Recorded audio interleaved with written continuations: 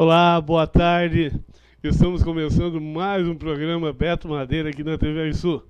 E hoje, como combinado com você, o nosso convidado é o João Paulo Teixeira, o comunitário João Paulo Teixeira do Movimento Popular, da Frente Brasil Popular, do Estado de Santa Catarina. Boa tarde, João. Boa tarde, Beto. Boa tarde aos telespectadores, aos ouvintes, enfim, a todos que nesse momento nos acompanham.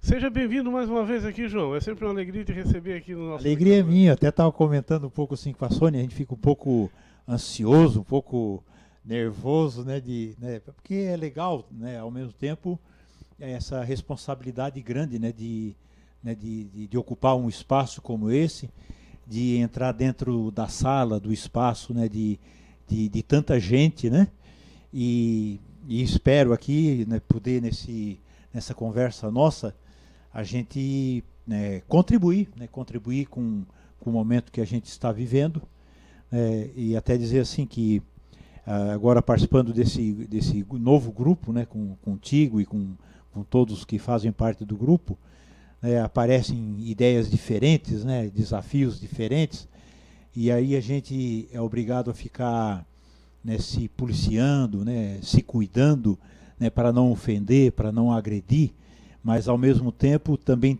se sentir livre, né, para dizer o que pensa, o que gosta, falar dos seus sonhos, das suas vontades, né?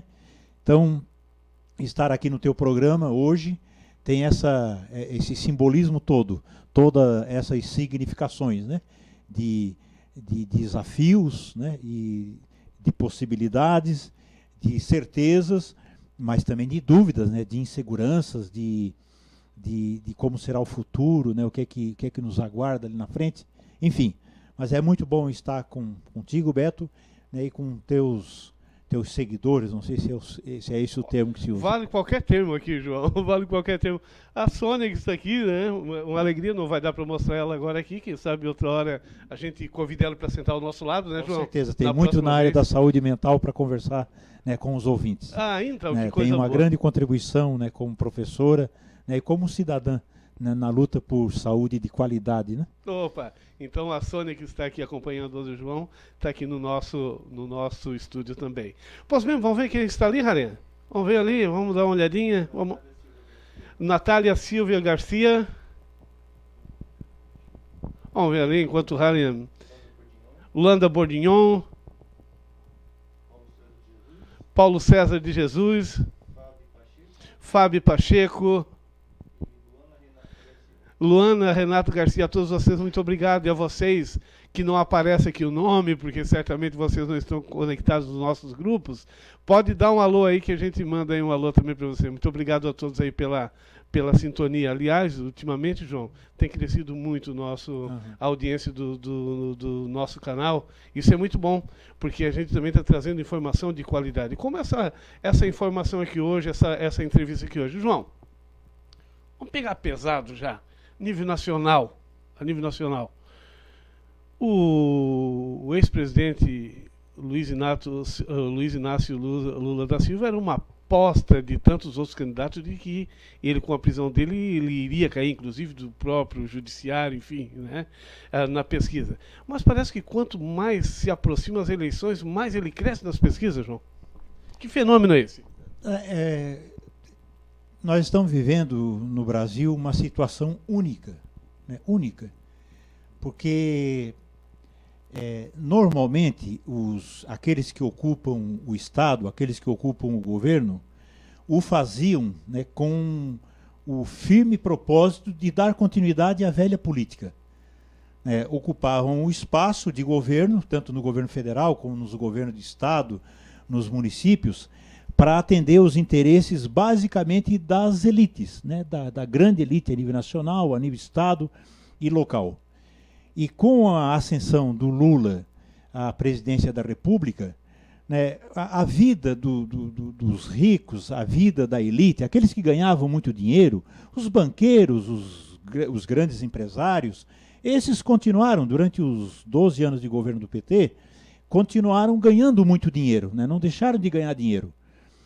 O que aconteceu, o que ocorreu de diferente, é que o Estado, que antes estava apenas a serviço dos de cima, daqueles que estavam no andar de cima, passou a ter um olhar para a base da sociedade. Então, os recursos, as políticas públicas, todas elas foram pensadas, passaram a ser pensadas, no sentido de alcançar aqueles que historicamente sempre ficaram longe do processo de participação da riqueza do país. Então, nós, trabalhadoras e trabalhadores, sempre tivemos uma participação assim, muito secundária, né? O nosso papel era produzir em troca de um salário para gerar bens, acumular riqueza no bolso de poucos. Né? Com o governo do Lula, com o governo do PT, isso acaba tendo uma transformação, acaba tendo uma modificação. E aí, então, passa-se a priorizar, por exemplo, projetos na área da saúde, na área de educação, com um financiamento público, né, para construções de casas populares, né, para que as pessoas com pouca renda, né, pudessem adquirir a sua casa própria. A abertura das universidades, né, de um modo geral, né, para a participação através de bolsas e tal, para os pobres, né, para as meninas e meninos que jamais pensariam, né, que um dia pudesse estar cursando uma universidade. Até eu gosto de dizer assim, que havia nesse período aí dos 12 anos, mais de 100 mil jovens que cursavam universidade fora do Brasil, né, através da universidade, da escola internacional, né, que tem um outro termo. A nível nacional, aumentava a cada semestre, aumentava o número de pessoas pobres, oriundos da classe pobre, que passam a fazer parte, né, do ensino superior. Essas coisas todas acaba criando E eu acho assim, o que é mais interessante, quando o Fernando Henrique largou a presidência da República, ninguém precisa acreditar naquilo que eu estou dizendo, basta ir lá no Google e confirmar, né? Veja o último ano de governo do Fernando Henrique e vejam quantos dólares o salário mínimo do Fernando Henrique comprava naquela época. Quando a Dilma sai do governo, 12 anos depois, porque eu coloco o governo PT 12 anos, né? Eu não considero aqueles 2 anos, desde a reeleição da Dilma até o impeachment, até 2016. Por que eu não considero? Porque a partir do momento que a Dilma foi reeleita para o segundo mandato, ela não conseguiu mais governar. 3 dias depois das eleições, o Aécio Neves estava pedindo recontagem do voto. Ele botou em xeque, ele botou em dúvida a lisura do processo eleitoral no Brasil. E chegou, inclusive, a pedir para que a justiça o diplomasse, e não diplomasse a Dilma, porque ela era resultado de uma fraude. E o Aécio, a partir então do 3º dia, após as contagens dos votos e tal, tirou no PSDB e nos partidos de direita a orientação política de que Dilma não governaria mais. Dilma, então, reeleita em outubro de 2014. Em janeiro de 2015, quem é eleito presidente do Congresso Nacional? Eduardo Cunha.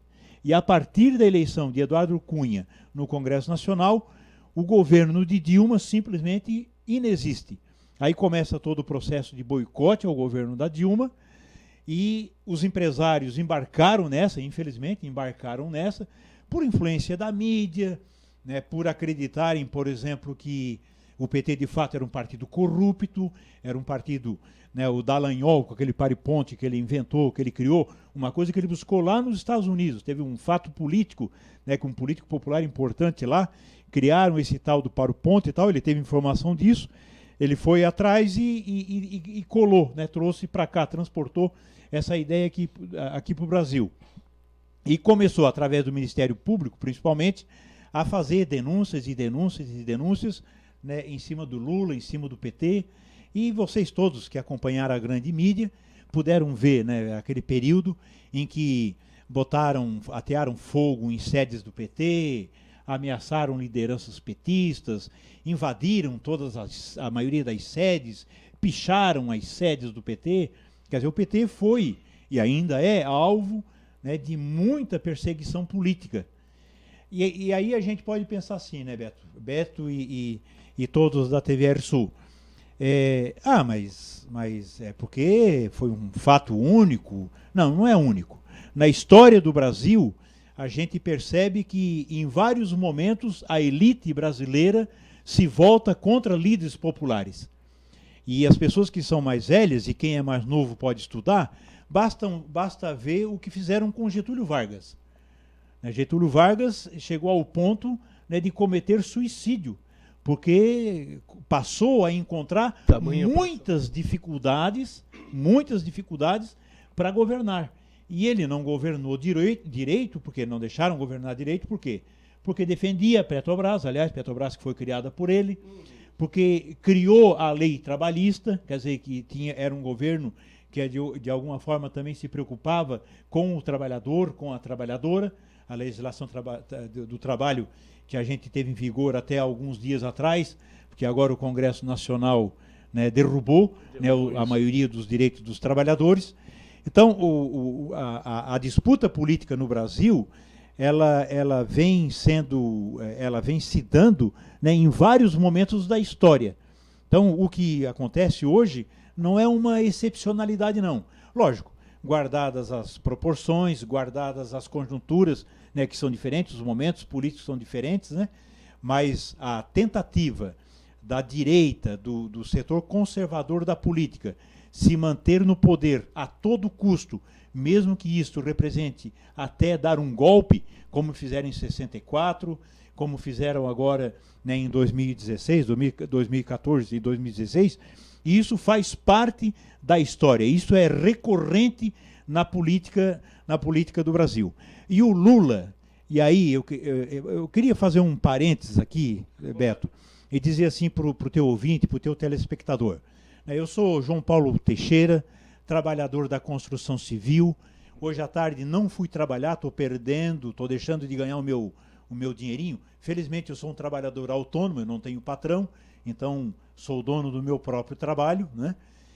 Mas deixei de trabalhar para poder estar aqui, porque sei que você que está aí do outro lado é importante, tem valor, e a gente tem um apreço, a gente tem um carinho muito grande, porque nós acreditamos muito no debate, a gente acredita muito na reflexão, mas principalmente a gente acredita muito no testemunho, né? Nos exemplos, né? Porque são os exemplos que acabam arrastando as pessoas de uma posição, de repente, equivocada, né, para uma posição mais adequada, onde essa pessoa, onde esse cidadão, através do exemplo, através da experiência, as pessoas possam reconhecer e identificar que há caminhos diferentes, que há possibilidades diferentes, né, que nós não somos obrigados a baixar a cabeça e vivemos como servos o resto da nossa vida.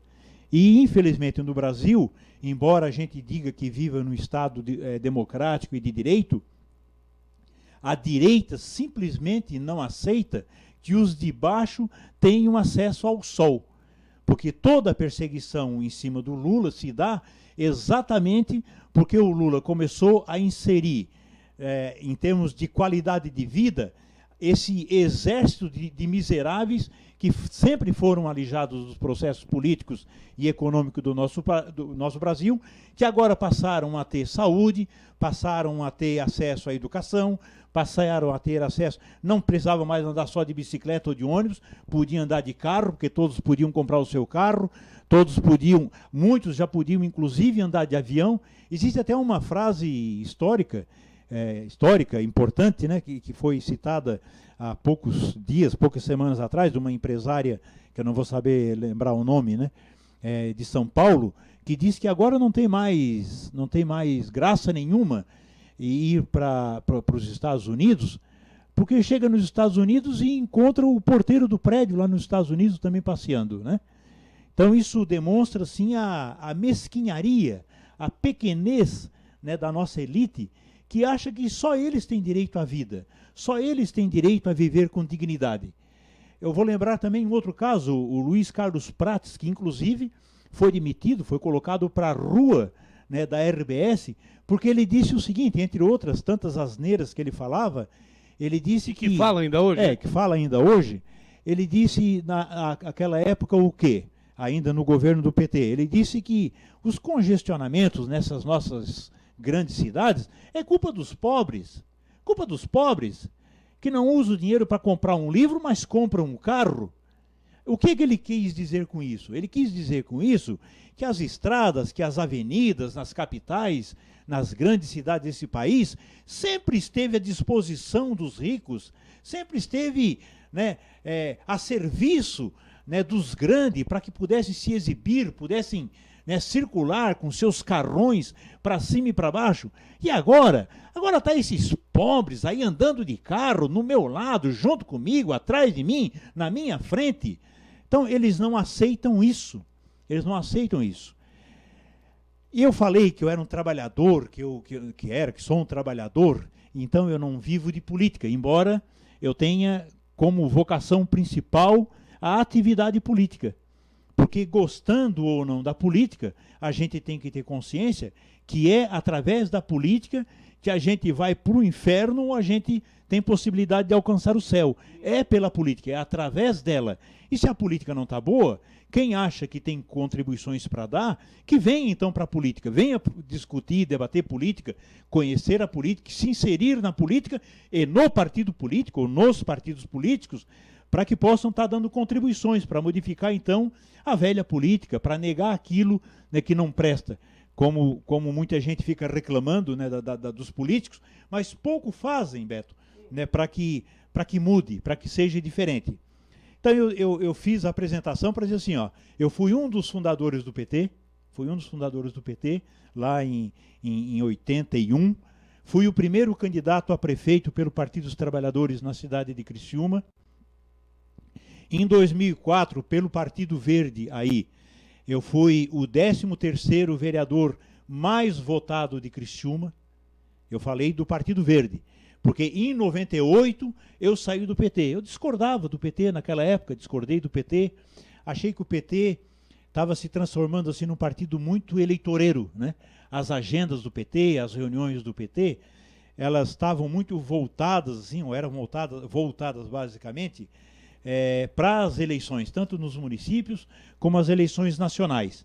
E além do que, em Criciúma, tinha um sindicato especificamente, que era usado lá por gente que era do PT, né, e que usavam aquele sindicato para práticas que não eram boas. Eu não vou citar o sindicato e nem vou citar os líderes, mas quero deixar bem claro que era um sindicato de uma categoria especificamente. O resto, o conjunto dos outros sindicalistas, né, da cidade tinham e continuam tendo uma postura adequada, correta, né, de defesa dos interesses de cada categoria. Mas esse sindicato especificamente tinha práticas assim que não batia com aquilo que era a orientação do partido, embora eles fossem filiados ao Partido dos Trabalhadores. Então, essa soma de práticas não muito aceitas pela gente, e com aquela disposição que o PT tinha de dar prioridade às campanhas eleitorais, em prejuízo, inclusive, de certa forma, à luta e à organização dos movimentos sociais. Aí eu achei que, não, já dei a minha contribuição, já fiz o que eu poderia fazer dentro do PT, né, vou ficar fora. Daí fiquei fora um período, atuei depois um outro tempo dentro do Partido Verde, conseguimos, inclusive, junto com outros companheiros lá de Criciúma e região, fazer um bom trabalho na cidade e na região, mas depois, a nível nacional, o Partido Verde se perdeu, né, e aí a gente achou que não deveria mais estar dentro do Partido Verde. E hoje estou fora, né, de qualquer agremiação partidária. Ah, João Paulo, mas tu fala de um jeito como se tu fosse do PT. Não, eu não sou do PT. Não sou do PT, não sou filiado ao PT, mas hoje eu faço a defesa do PT. Sem ser filiado ao PT, eu faço a defesa do PT, eu faço a defesa do Lula. E por que eu faço isso? Porque defender o PT e defender o Lula é fazer a minha própria defesa. Se eu defender o PT e o Lula, eu vou estar defendendo o meu emprego.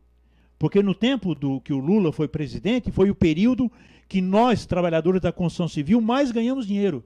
Para você ter aí, vocês que nos acompanham, terem a ideia, né, de como estava bom naquele período, a última casa que eu fiz ali no bairro Michel, em Criciúma, era eu como pedreiro, tinha mais outro pedreiro e 3 ajudantes, um meia colher e 2 ajudantes.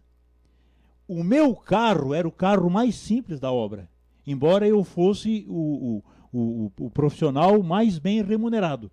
Mas os serventes, os ajudantes de pedreiro, não iam trabalhar como sempre vi isso na história da construção civil no Brasil. O pessoal ia a pé, o pessoal ia de ônibus. Não, as pessoas todas estavam indo de carro, muito bem embarcados, né, para trabalhar. E eu, como eu tenho 61 anos de idade, eu acompanhei o período, né, do Fernando Henrique. Eu sei o que foi ser trabalhador, trabalhadora lá no Fernando Henrique. A gente vivia na rua, fazendo greves, fazendo manifestações, fazendo agitações, né, para exigir mais salário, exigir, né, melhor remuneração nas horas extras, fazer exigências no sentido de que o trabalhador, as trabalhadoras tivessem mais proteção no exercício de suas funções. Aquilo tudo que vocês acompanhavam. Polícia de cacetete, né, no nosso lombo, né, perseguindo a gente, né, batendo na gente. Nos aposentados, ora, quem não lembra dos conflitos, né, das violências todas praticadas contra os trabalhadores, contra os aposentados, nos períodos anteriores aos governos do PT. Quando o Lula chega a presidente da República, essas coisas todas desaparecem, não há mais conflito, não há mais grandes conflitos, há um ou outro pontualmente, né? Mas greves sumiram? As greves sumiram, não se falava mais em greve. E por que não se falava mais em greve? Porque o trabalhador não tinha, nesse período em que o PT governou o Brasil, o trabalhador não tinha apenas a reposição das perdas salariais. Os trabalhadores tinham aumento real de salário. Então, as categorias, era muito comum que a cada dissídio coletivo, né, os sindicalistas conseguissem, assim, junto ao sindicato patronal, 2, 3, 4, 5% de aumento real de salário, né? E isso tudo foi incorporando e foi dando, deixando forte o salário mínimo, de sorte que a gente conseguiu sair de uma economia de 12ª economia no plano mundial para a 6ª economia. Olha, gente, não é pouca coisa. Em um pouco mais de uma década, né, um país do tamanho do Brasil, né, pular 6 degraus, né, e nós estávamos brigando pela 5ª colocação, que o Brasil estava muito perto de superar a economia da Inglaterra. Então nós deixaríamos, se não fazem tudo o que fizeram, com certeza a gente já teria ultrapassado a Inglaterra. A gente seria um país economicamente mais rico do que a própria Inglaterra. E olha, nós não estamos falando de qualquer coisa, né? Estamos falando de uma potência, de uma grande potência mundial. Então, eu faço a defesa do Lula, faço a defesa do PT, né, por essas razões todas, né? Nós sempre... Eu sou um militante, Beto, do movimento popular. E a minha orientação política vem da igreja.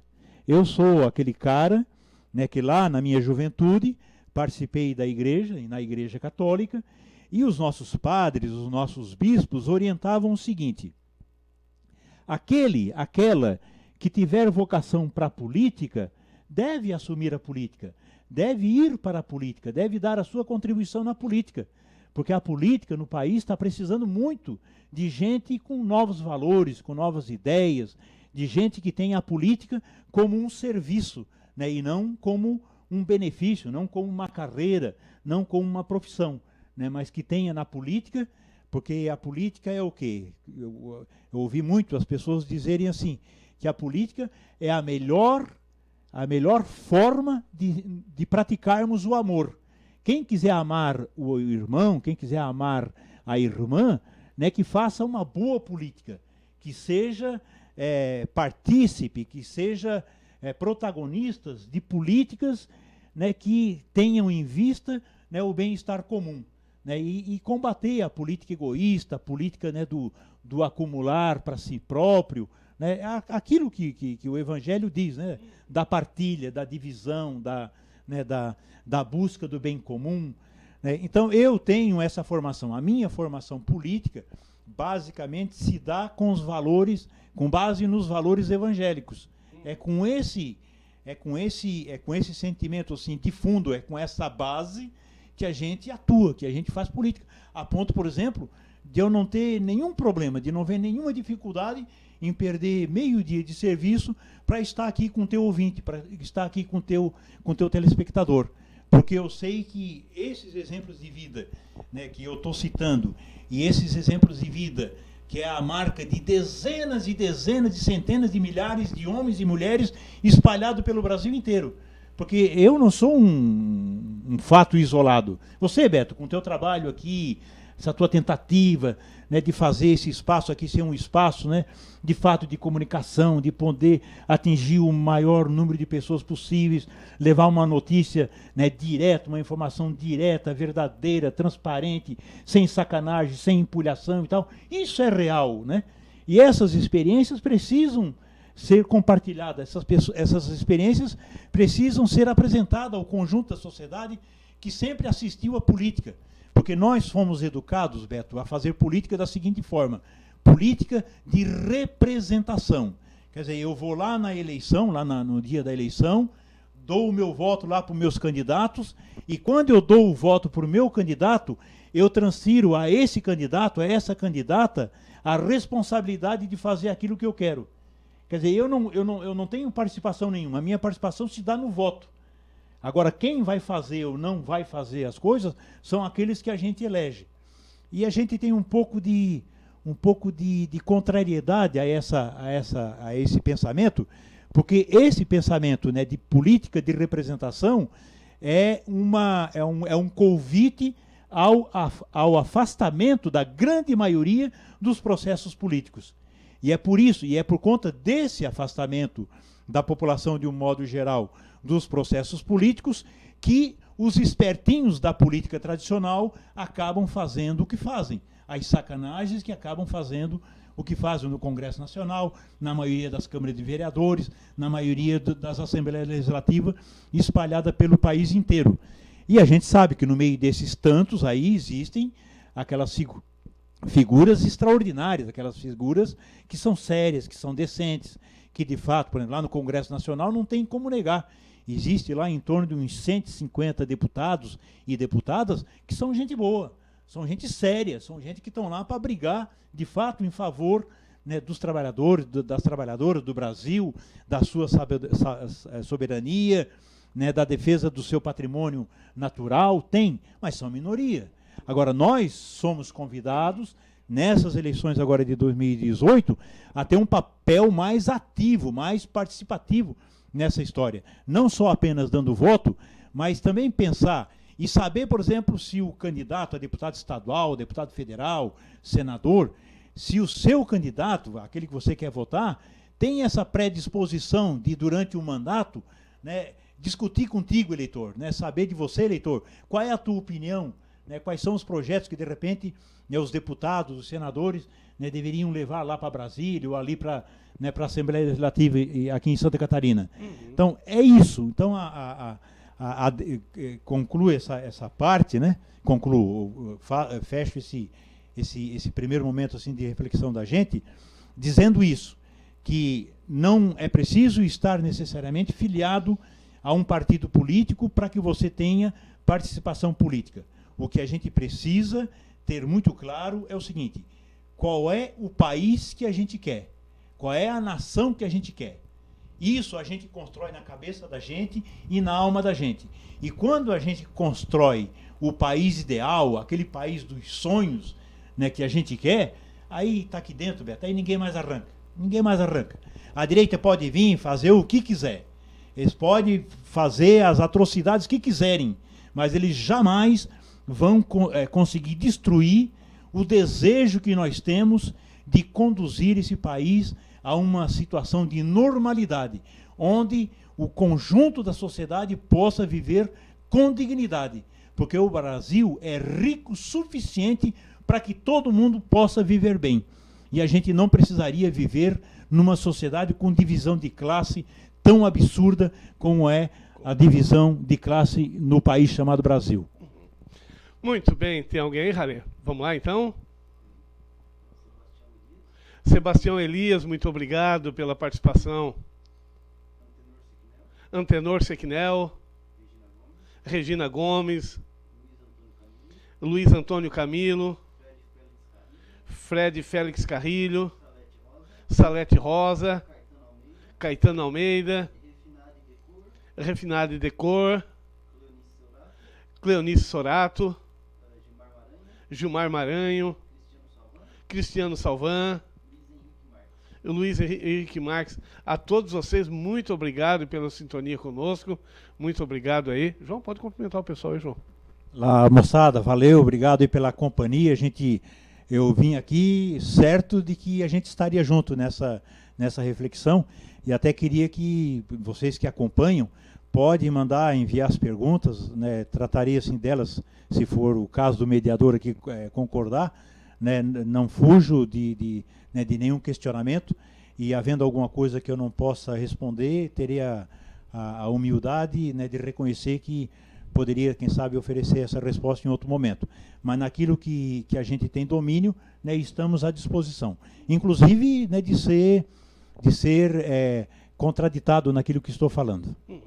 Muito bem. Olha, estamos conversando com o comunitário João Paulo Teixeira, que é da Frente Brasil Popular. Hoje estamos aqui ao vivo no nosso estudo. Nós vamos dar um breve intervalo. Não saia daí. Já aproveite agora para compartilhar com seus amigos também para participar do nosso programa. Nós vamos a um breve intervalo. São 2 minutinhos, já voltamos já.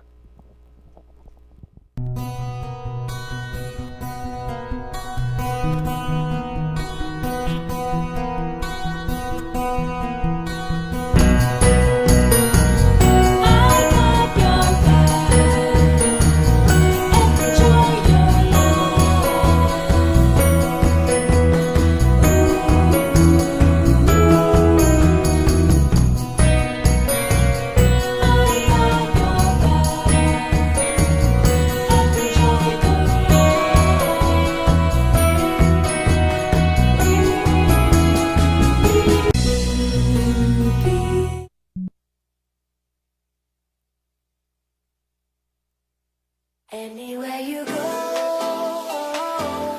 I'll be right there.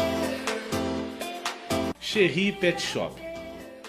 Na Cherry Pet Shop, você encontra de tudo para tratar bem seus animaizinhos de estimação.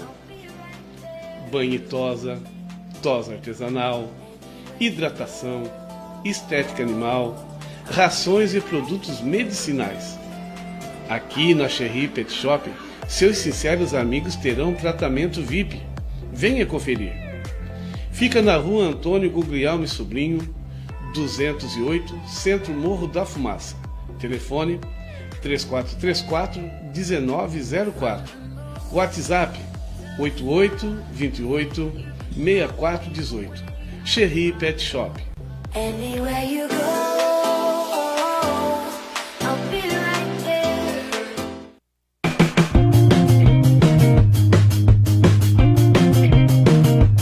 Você procura um lugar ideal que ofereça as melhores opções de lanches?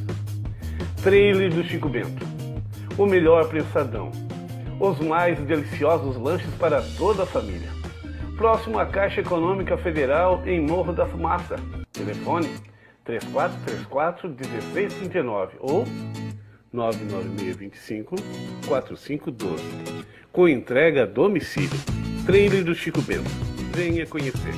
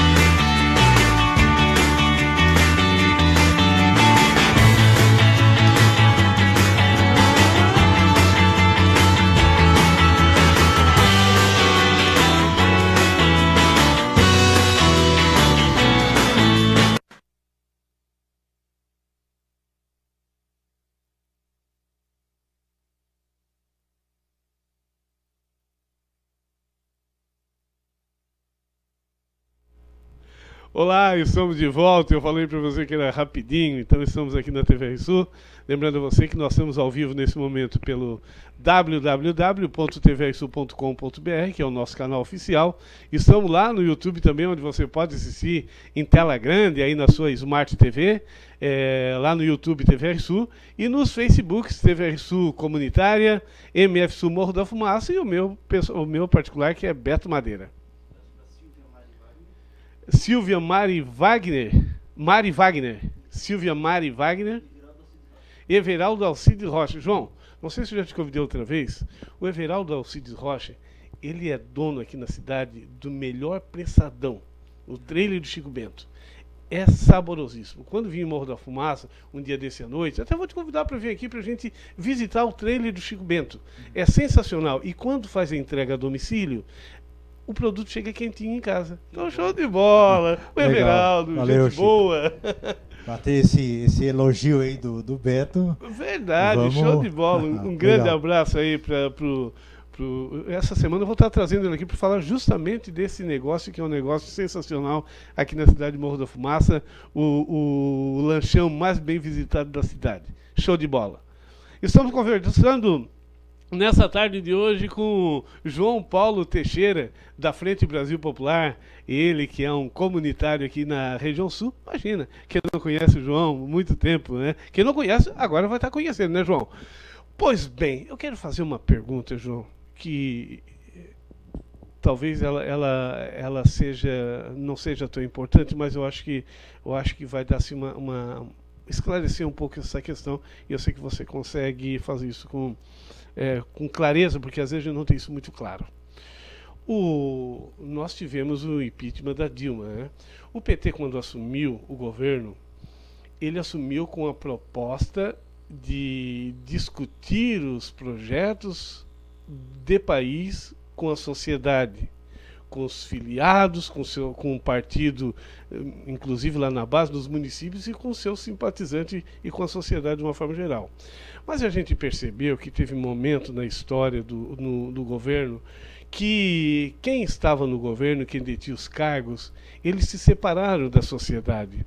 Eles não cumpriram com esse compromisso, ou não conseguiram cumprir com esse compromisso, devido, claro, ao governo de um país desse, um governo novo, né? Nunca tinha estado no poder antes. E quando a Dilma, começou o impeachment da Dilma lá alguns anos atrás, a gente percebeu que a sociedade não deu esse respaldo para o governo. Mesmo recebendo as melhorias que tinham recebido, a sociedade de uma forma geral, principalmente os mais pobres, mas eles não compreenderam.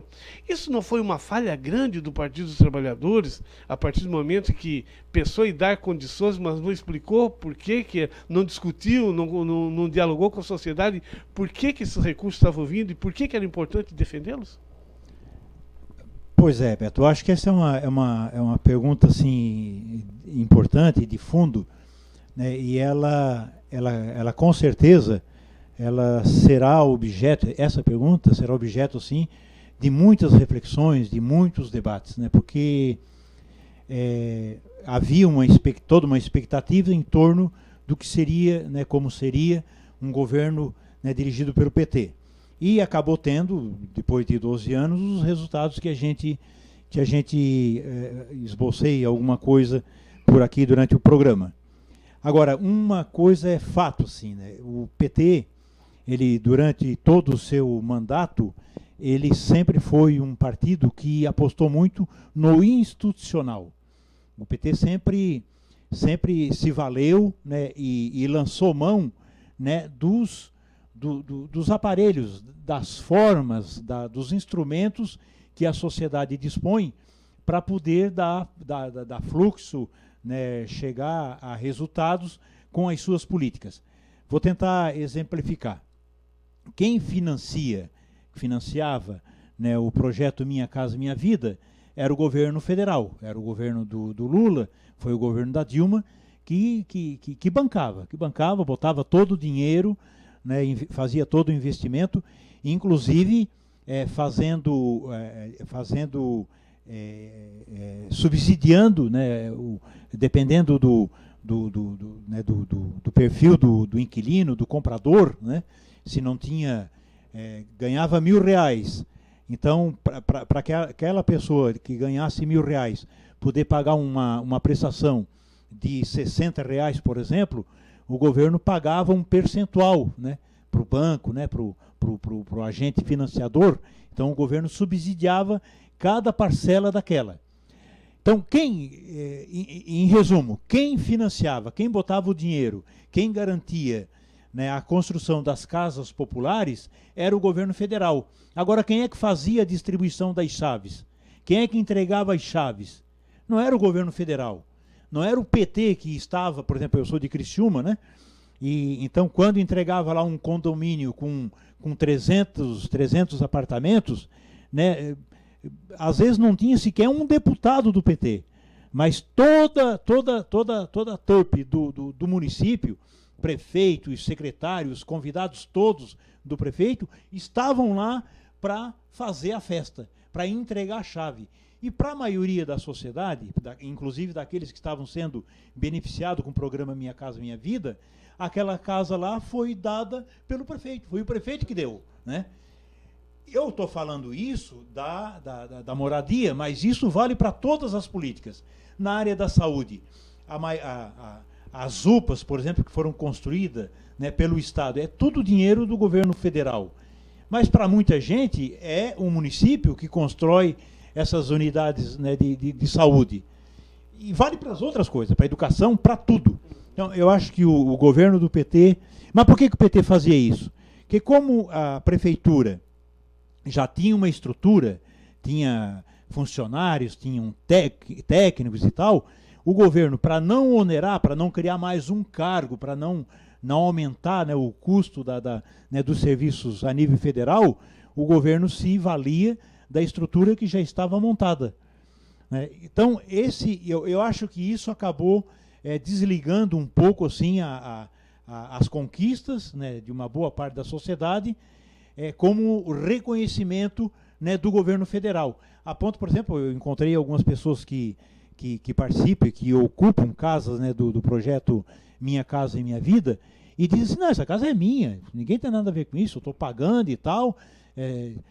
Esquecem, por exemplo, que se não tivesse uma linha de financiamento, né, que permitisse que pessoas de baixa renda pudessem acessar a esse projeto essa linha de financiamento, né, de moradias populares, certamente essas pessoas estariam pagando aluguel, estariam morando emprestado, ou estariam na rua, morando, sei lá, né, como infelizmente a gente sabe que uma boa parte de brasileiros moram, né?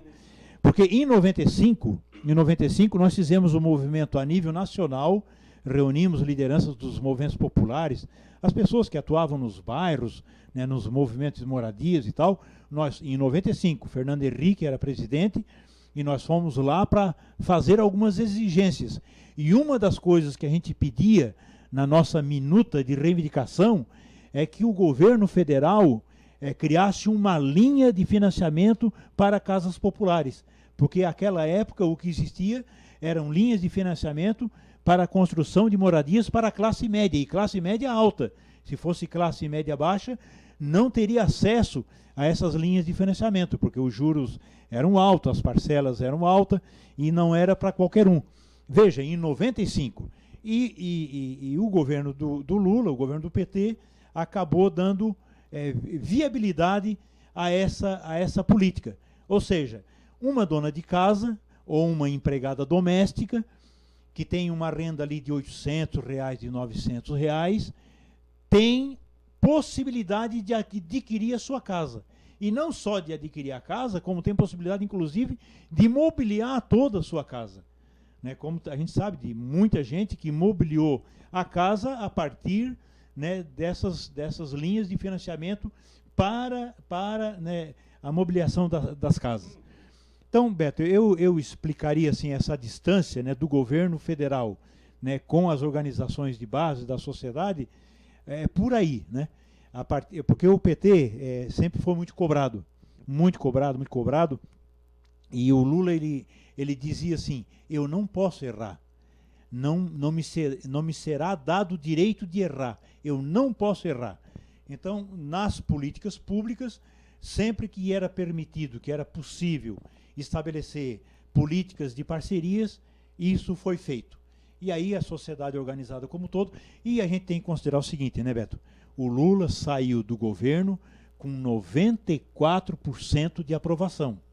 O Lula, quando deixou o governo, quando ele passa a faixa presidencial para Dilma, ele tinha nada menos que 94% de aprovação da sociedade. E aí, um governo com 94% de aprovação da sociedade, fica difícil de a gente ficar buscando problemas, né? Porque a sociedade como um todo demonstra, através dessa verificação estatística, que está aprovando o governo, que aprova o governo, né? E aí a gente tem que respeitar. Mas eu concordo contigo, eu acho que a tua preocupação tem sentido, e o terceiro mandato do Lula será diferente. O terceiro mandato do Lula será um mandato com participação da sociedade.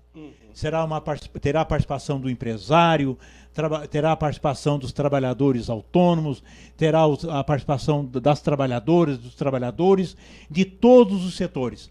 Os conselhos populares virarão, de fato, um espaço de participação efetiva da sociedade nas políticas do governo. Porque esse aspecto ficou faltando nos 3 primeiros governos do PT.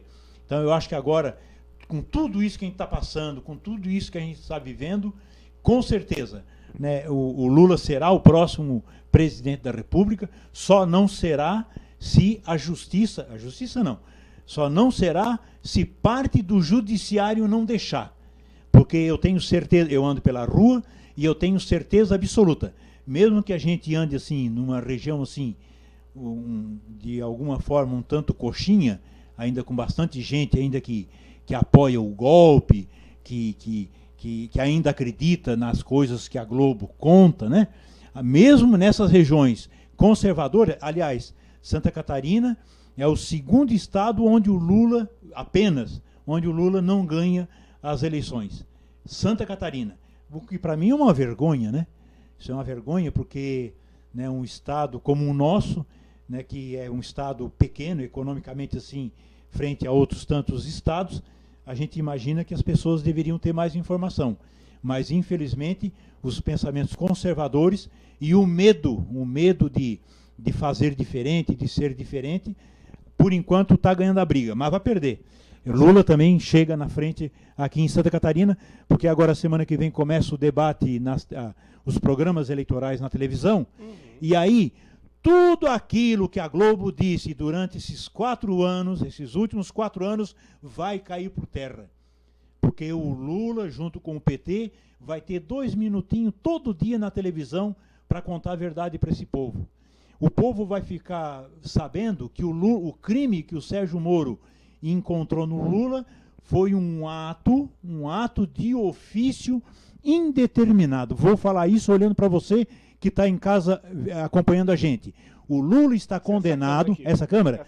O Lula está condenado, segundo o Moro, não sou eu que estou dizendo, o Moro é que diz. Ele diz o seguinte, abre aspas, ato de ofício indeterminado. Isso não tem previsão legal, isso não existe na Constituição e nem no Código Penal, né, como sendo um crime. Isso é uma coisa que o juiz Sérgio Moro criou para tirar o Lula da eleição. Mas o Lula está registrado, o Lula é candidato e vai disputar as eleições e vai ganhar as eleições no primeiro turno. E aí sim, o Lula é um cara grande, é um cara extraordinário. Ele vai ter a capacidade que eu não tenho, né, que é de olhar o Brasil, perdoar uma boa parcela da sociedade que levou o país para esse buraco, vai inclusive chamar essas pessoas para ajudá-lo a governar.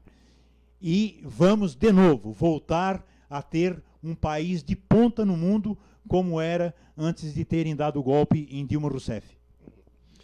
Muito bem, olha, o João Paulo, agora no mês de setembro, uma vez por semana vai estar aqui conosco, né, João? Já conversando para falar sobre essas questões tão importantes, inclusive com a sua participação na questão dos questionamentos, fazer um programa maduro, onde você possa enviar as perguntas aqui para o nosso canal e concordar, discordar, dar a sua opinião, enfim, você vai poder fazer isso aqui com o João. Você sabe que já percebeu que o João conversa dentro de respeito, de uma lógica, onde todos possam entender de uma forma bastante simples. E será uma alegria, João, recebê-lo toda semana aqui, uma vez por semana, nesse mês de setembro, que vai pegar umas férias meio forçadas, né, João? Isso. Então vai pegar umas férias e vai estar aqui conosco. João, temos quantos minutinhos ainda, Harley? Vamos lá. 4 minutos? Então, eu quero fazer uma pergunta aqui, João, para a gente encerrar, que eu acho que é importante. A Frente Brasil Popular é uma frente nacional, e aqui em Santa Catarina você é um dos organizadores. E a gente percebe, nesse momento da história do Brasil, que essas pessoas que, quando foram lá para as ruas pedir fora Dilma, muitas delas estão reconhecendo, inclusive muitos dos movimentos sociais reconheceram que foi um erro, né? E agora voltam a trabalhar essa questão e buscar voto para o Lula, porque esse voto não é apenas o Lula, mas a maioria das lideranças estão reconhecendo isso, inclusive diversos movimentos que estavam contra Dilma, hoje se voltam a favor do Lula, por isso que está com essa porcentagem de voto aí nas pesquisas, e diversos institutos dizem que Lula ganharia hoje no primeiro turno. A Frente Brasil Popular, os movimentos sociais, essa minha reflexão está correta? Está corretíssima, Beto. As pessoas se assustaram, né? Até gente do PT, muita gente filiada ao PT, né, quando começaram aquelas denúncias contra o Lula, contra a Dilma, contra o PT, né, eu confesso que a primeira semana, que eu não sou muito de ver a Globo, né, já faz tempo assim que a gente tem o pé bem atrás com ela, porque a gente sabe direitinho qual é o papel dela, né? O papel dela é mentir para a população, né, ganhar muito dinheiro, fazer fortuna, como ela e mais outros 5 meios de comunicação, de jornais, a rádio, né, ganham no Brasil, mas enganando, mentindo, né? O negócio deles é fazer dinheiro, é colocar a meninada aí na atividade sexual assim, na idade mais tenra possível, né? Então eles precisam de meninas e de meninos já praticando a vida sexual, porque o sexo rende muito dinheiro, né, para essas emissoras, né, que não tem nenhum compromisso, né, com o seu país. Mas é fato, é correto fazer essa avaliação. A força que a grande mídia tem no nosso país acabou levando muita gente a ter uma compreensão errada do que estava acontecendo, né? De sorte que uma boa parte da sociedade queria mesmo era o fim do PT, o fim do governo do PT, queria todos eles na cadeia, né? E dá para compreender isso, né? Porque nós somos dominados, né, pela grande mídia. Nós, eu digo, a sociedade como um todo. Felizmente, Beto, o trabalho que você faz, o trabalho de tantas outras pessoas, esse trabalho de formiguinha, nas redes sociais, esse trabalho alternativo, os blogs e tal, foram furando a bolha, foram, né, criando um espaço de comunicação, e as pessoas passaram a enxergar, a ter acesso ao outro lado da informação. E é por isso que agora, então, a sociedade se volta outra vez, né, em favor do Lula, inclusive a classe média, né? Agora, as últimas pesquisas já apontam, né, que os setores médios da sociedade também já começam a ver no Lula a saída para o Brasil, e começam a reconhecer que foram usados, né? Foram manipulados. E eu conheço muita gente, conhecidas minhas, né, que estavam do lado de lá, né, e que hoje, né, estão junto com a gente, caminham junto com a gente, e nós vamos de novo botar esse país no lugar, vamos voltar a viver em paz, né, o grande empresário nacional, o pequeno e médio empresário local, né, todos nós trabalhadores, nós todos vamos nos ser beneficiado outra vez, tendo uma economia aquecida, forte, um Brasil que nos orgulhe, né? Porque do lado de lá, o pessoal que deu o golpe, infelizmente, como é dito por aí, né, tem sentimento de vira-lata, não sabe o valor do Brasil, não sabe o valor da sua gente, e é por isso que entregam tudo, Beto. Por isso que entregam a Petrobras, entregam a Eletrobras, como entregaram lá a Vale do Rio Doce, como entregaram tudo, porque eles não têm apego às coisas do Brasil e ao brasileiro. Né? Diferente de nós que amamos essa terra, amamos esse chão e sabemos que todos podemos viver com dignidade. João Paulo, foi uma alegria ter recebido você novamente. Então já vamos ver, só vamos definir a data, né, para o mês que vem agora, para o João estar vindo uma vez por semana aqui, onde a gente vai promover bons debates aqui, uma vez por semana com você. João, aquilo que eu não falei hoje, que você gostaria de dizer, por favor, posso dirigir ali? Não, só dizer assim, a alegria de estar aqui contigo, de conversar contigo. Peço desculpas se disse alguma coisa, quem sabe, que não foi do teu agrado, mas a minha intenção jamais é de te afrontar, de te colocar saia justa, não é nada disso. É apenas alguém que fala as coisas assim com a maior sinceridade possível e com base nas informações e na experiência de vida que tenho. E eu me coloco muito assim como alguém que quer estar contribuindo, que quer estar ajudando. E pago, inclusive, para fazer isso, né? Eu deixo as minhas atividades, deixo a minha vida particular, né, em favor, né, da discussão, do debate e da construção, né, de um país melhor para a gente. Muito bem, acabamos de conversar então com o João Paulo Teixeira, da Frente Brasil Popular. Hoje a gente falou um pouco da frente, nos próximos encontros nós vamos falar um pouco mais desse movimento importante para a vida nacional. E nós voltamos amanhã às 4 horas da tarde aqui na TV Sul. Muito obrigado a todos que nos acompanharam, muito obrigado ao Harlem, ao João, a Sônia que está aqui. Até amanhã.